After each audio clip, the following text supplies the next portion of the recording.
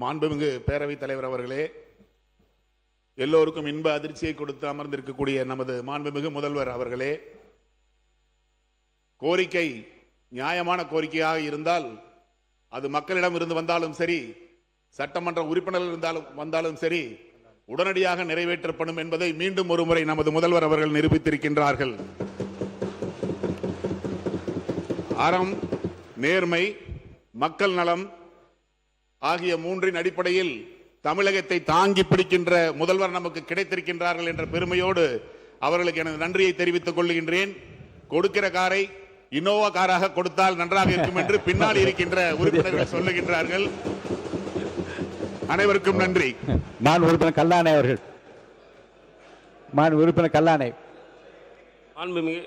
மாண்புமிகு பேரவைத் தலைவர் அவர்களே, தாயுள்ளம் கொண்ட எங்கள் தலைவர் இன்று பால் விலை உயர்த்தியிருக்காங்க. அந்த உற்பத்தியாளர்களை விட முக்கியமா அதில் தாய்மார்கள் அதிகமாக அந்த பணியை செய்கிறாங்க.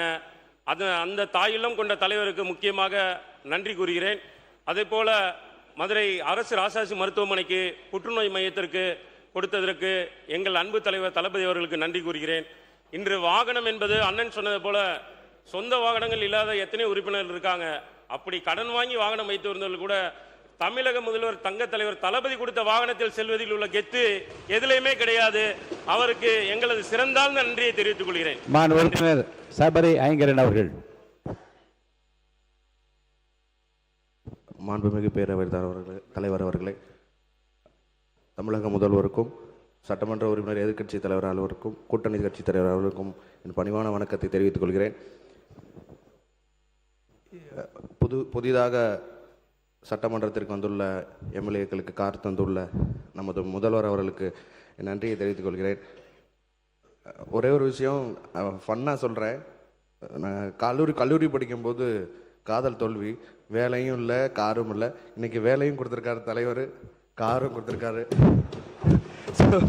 ரொம்ப ரொம்ப நன்றியை தெரிவிச்சுக்கிறேன். ஏன்னா நான் ட்ரெயினில் தான் வரேன். அங்கேருந்து இங்கே உள்ள ஆட்டோவில் உள்ளே வரும்போதெல்லாம் ஒவ்வொரு தடவையும் காவலர் பணியாளர்கள்லாம் கேட்பாங்க, யார் நீங்கள் எம்எல்ஏன்னு சொல்லுவேன். ஐடி கார்டெலாம் எடுத்து காமிச்சாலும் நம்ப மாட்டாங்க.